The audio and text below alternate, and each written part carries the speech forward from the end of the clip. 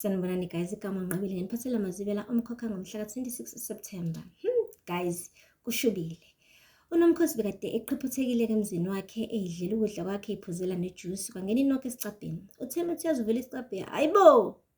Nangu uSibahle. Uphethe ubhasikidi girl, uready.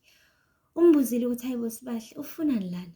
Wathi uSibahle, ma, ngithunywe yibandla la, lithi angize ngizokusiza.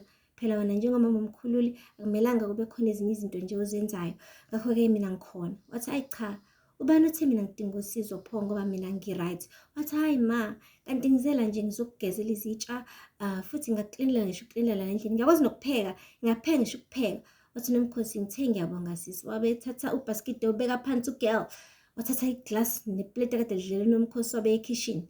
Wathi kuningi kabe ngingakwenza lana mina. Wathi ngiqala amabhodi kuyimanje. Hayibo Nomkhosi wadideka ukuthi nakhe ngenelwa amanzi endlini.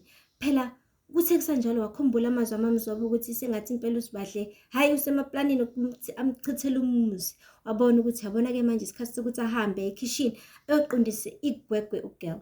Ufikile-ke lapha ekhishini kuSibahle. uSibahle wathi mama omkhululi ayi amabhodi asezolunga amaduzane nje.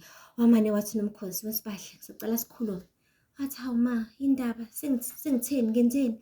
Wathi ngifuna ukubuzisisa kahle ukuthi ngampela ubani othe woza la. Wathi uSibahle, hawu ma, ibandla elithi angize lana ngizokusiza wena nomkhululi nje. Futhi-ke noma bami bathi angize phela la njengoba nje sengihleli ngedwa nginesizungu. Phela lamatshitshi lawa imbali zasebandleni engihlezi ngihlangana nazo zikuleli bandla elingale manje mina-ke ngingalaso. Ngincamele kona ukuthi ngize ngizosiza wena. Futhi nobaba uthe angize lana ngoba kuzoba nzima phela wena ukuthi uthole umuntu ozokusiza. Yo guys, ube ukusho lawo mazwi kwabe ngathi ukhona umlilo ubasayo enhlizweni kaNomkhosi. Wathi Nomkhosi, weSibahle, ngaqala umyeni wami wena? Wathi uSibahle, hayi mama mkhulule mina kunjalo. Mina osilalela la, ngiyakwazi wena. Wena zolo lokhu kaMthembu bukade umodelela uSiphamandla lokhu umemfuzela lapha eduze kwakhe. Angithi lalela la, ngifuna ukutshela into eyodwa nje Sibahle. Ngicela udlalele kude le nomyeni wami. Angizi ukuthi ngithini kwena. Ngifuna uma ukholekane eqhamuka ngapha wena uqhamuke ngale. Uyangizwa?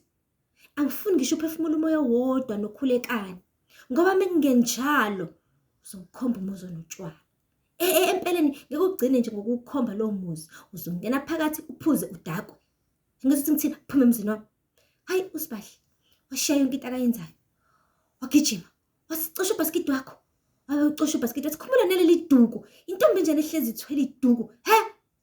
Hamba phuma la uphele emzini wami. Mama shani nemhlola yami bo. Yini yona le? Oh guys, uphume ngesamagundwane uSibahle. Hayi impela ubeqinisile Nomkhosi ukuthi akekho umuntu okumele across yena. Uyilungisela ugelo eliqondisela igwegwe. Akadinga abantu, uyakwazi ukuyilwela. Impela hayi uSibahle mekuthi besemaplanini ukuthi agcine eshada ukhulekana akamana khohle ugelo. Uzomshada kodwa emaphuphweni. Hayi in reality ngoba ukhona uNomkhosi. Khona uNomkhosi eqondisa ugelo.